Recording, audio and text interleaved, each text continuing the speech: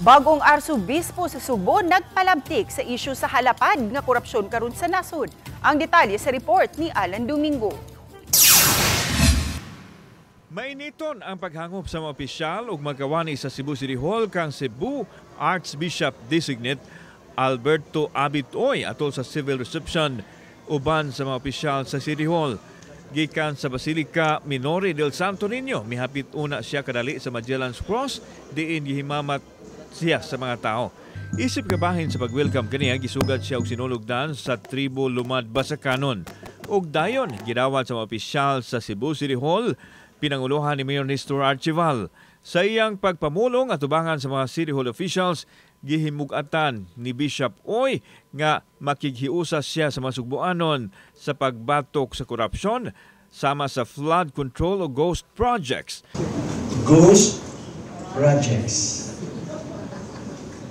Projects that exist only on paper but never in reality. The money disappears but the project never shows up.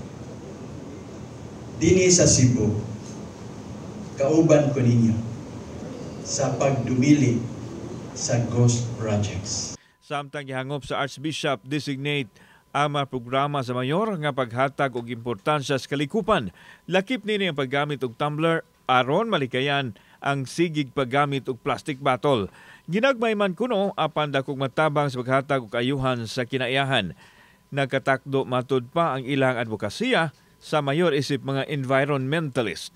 Samtang malaumon sa Archibald nga ang kolaborasyon sa LGU ug sa simbahan magbunga og mas epektibong resulta kay masangyaw man sa simbahan ang ilang panawagan mahitungod sa isyu sa baha ug sa basura. Leadership is not only about big projects but also about the daily choices that protect creation and inspire people. We know of your strong environmental advocacy, Archbishop, and we in the city government are eager to collaborate with you in the Archdiocese in caring of our common home to make it sustainable, smart, and inclusive. Kauban si Clover Lumayag, ako si Alan Domingo. Balitang Bisdak.